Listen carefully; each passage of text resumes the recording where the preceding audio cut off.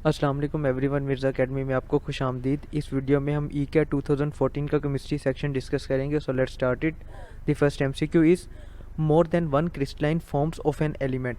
एक एलिमेंट अगर एक से ज़्यादा क्रिस्टलाइन फॉर्म में पाया जाता है तो इस प्रोसेस को हम कहते हैं पॉलीमॉर्फिज्म, ठीक है, और उन फॉर्म्स को हम कहते हैं polymorphs. So beta is the correct option. The next is in an alkaline battery the anode the cathode and electrolyte are respectively.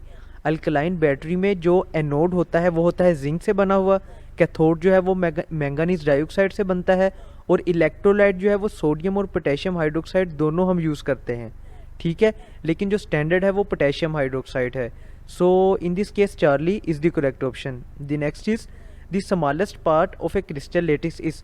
एक क्रिस्टल लेटिस का जो स्मॉलेस्ट पार्ट है, जो सबसे छोटा पार्ट है जिसमें उसकी प्रॉपर्टीज़ होती हैं, उसे हम कहते हैं यूनिट सेल, ठीक है। यानी यूनिट सेल इतना छोटा पार्ट होता है कि अगर हम यूनिट सेल का पूरा स्ट्रक्चर स्टडी कर लें तो हम बता सकते हैं कि ये क्रिस्टल लेटिस जो है ये कैसा है, ठीक है। The next is a crystal system in which all axis are equal but none of the angle is 90। तो ये क्रिस्टल सिस्टम बनता है rhombohedral. So delta is the correct option. The next is fast neutron has an energy of, fast neutron की energy जो होती है वो होती है 1.2 mega electron volt. So delta is the correct option.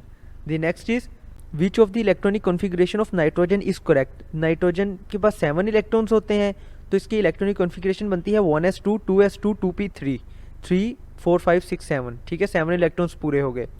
The next is which of the electronic configuration represents an element that forms a simple ion with charge of +3।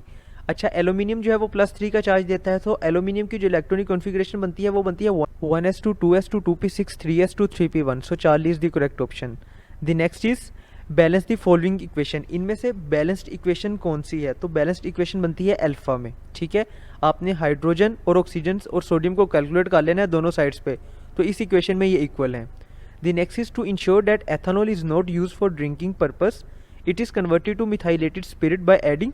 अच्छा, ethanol को जब मिथाइलेटेड स्पिरिट में हमने convert करना होता है तो उसमें हम 10% मैथनॉल डालते हैं और साथ एक लिटिल एडिटिव यूज़ करते हैं जो हम ज़्यादातर एसीटोन यूज़ करते हैं। सो मैथनॉल और एसीटोन दोनों डलते हैं इसमें। So alpha is the correct option. The next is pickle अचार when placed in the path of current. Pickle जो है वो करंट को कंडक्ट करता है, so will conduct current. Alpha is the correct option. The next is steel is manufactured by open hearth process from. Steel जो है वो किस चीज़ से मैन्युफैक्चर होता है? तो वो रोट आयरन, कास्ट आयरन और स्टील स्क्रैप तीनों से ही मैन्युफैक्चर होता है। सो delta is the correct option. The next is steel is an alloy of iron containing 0.25% to 2.5% of carbon and traces of other metals। it is further classified as। Steel को हम mild steel, medium carbon steel और high carbon steel में जो वो इसकी categorization कर सकते हैं। So delta is the correct option. The next is which of the following ion has more electron than protons and more proton than neutron. इसमें electron जो है वो प्रोटॉन से ज़्यादा है, इसका मतलब इस पर नेगेटिव चार्ज होगा, और इसमें जो नेगेटिव चार्ज है वो OH नेगेटिव पे होगा। So delta is the correct option. The next is which of the following is not used as a fertilizers. इनमें से कौन सी चीज़ है जो फर्टिलाइजर के तौर पे यूज़ नहीं होती? तो ओजोन, क्लोरीन और क्लोरीन डाइऑक्साइड ये तीनों एज ए फर्टिलाइजर यूज़ नहीं होती। So all of the above is the correct option.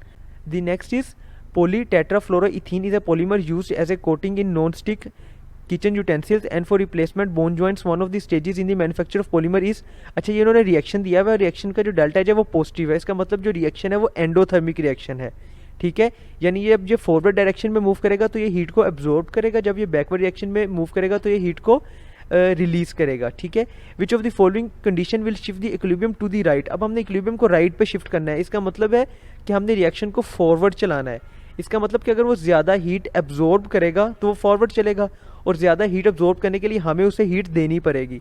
सो जो कंडीशन बनेगी वो बनेगी हाई टेम्परेचर। अगर हम उसे हीट प्रोवाइड करते हैं, हाई टेम्परेचर प्रोवाइड करते हैं, तो वो ज़्यादा हीट को एब्जॉर्ब करेगा और फॉरवर्ड रिएक्शन में चलेगा, तो हमारा इक्विलिब्रियम जो है वो राइट पे शिफ्ट हो जाएगा। सो alpha is the correct option. The next is this following is an example of polymer.